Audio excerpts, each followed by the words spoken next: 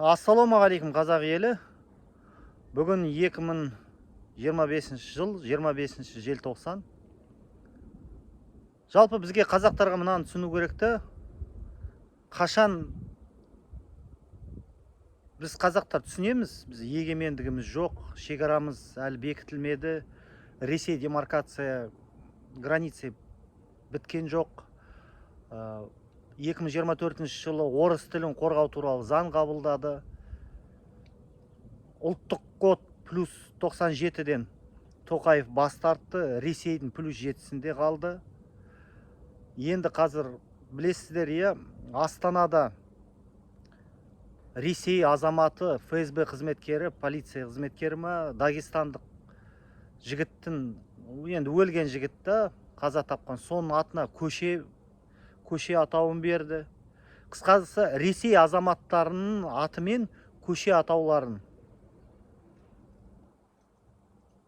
беріп жатырды Қазақстанда. Александр Невскийге ескерткіш қойды. Орыс тілін қорғау туралы заң қабылдады. Ең қызығы, орыс тілін қорғау туралы заң парламенттен өткізді. Ал енді Қазақстандағы Марғұлан Боранбай, Ахмедияров, Барейка, Динара Егеубаева, Диас Құзайыров, тағы сол ватный блогерлер, көбісі міндетті түрде орысша жүргізеді, сол орыс әлемінің өкілдері деп есептеймін. Логикасы жоқ нәрседе Тоқаев айтады, біз Ресеймен мәңгі дос боламыз дейді. Бірақ олар Ресейге бір қарсы өзінше риторика барда, слава Украине деп қояды анда-санда. Бірақ білмеймін, енді жынды адамдарға арналған контент па, қазақ бәрі біледі ғой. Болды, Тоқаев Путиннің, Ресейдің адамы, бәрі біледі. Несіне бетіне лағып өтірік сепаратистермен күресу бір ойлап тапты да, соны қайта сол қотырды шұқылай береді.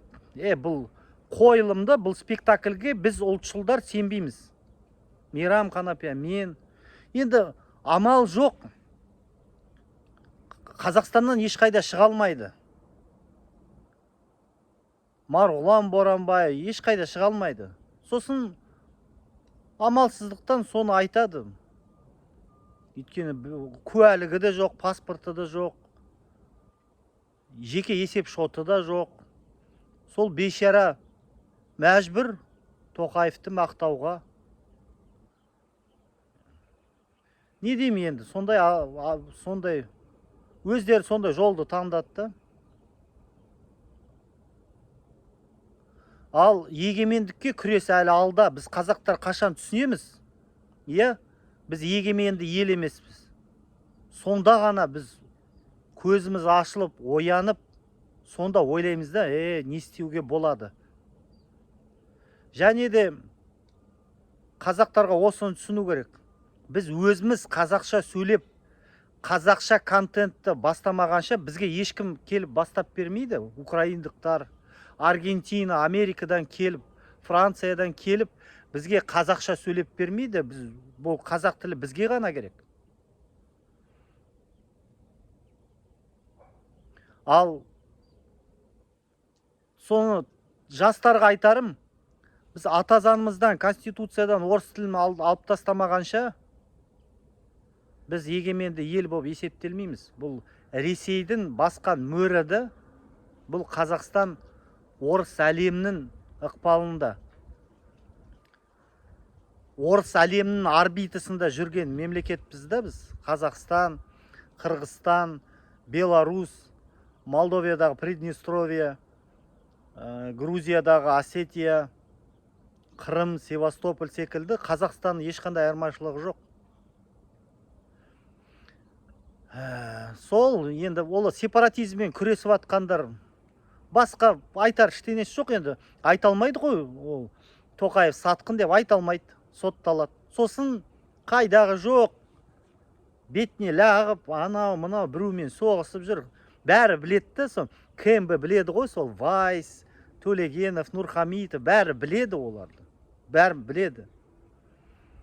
Бірақ өтірік несіне болды?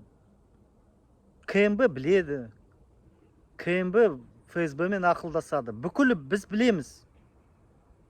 Бірақ анау адам өз-өзін алдайды да, өтірік шамалы қоғам, сол қойылым, иә. Бір 5 жыл Марғұлан отырды, енді келесі Аслан Төлегеновті отырғызыңдар. Аналар мәз болсын деп. Болды. Енді біз сырттай айдан анықта көріп тұрмыз да. Біз бұл ойында, енді бұлай, бұл қойылымда, бұл спектакльда біз ойнағымыз келмейді. Сол Марғұлан Боранбай ойнай берсін сол. Өйткені ол паспорты жоқ, Қазақстаннан шыға алмайды, пробацияда жүр.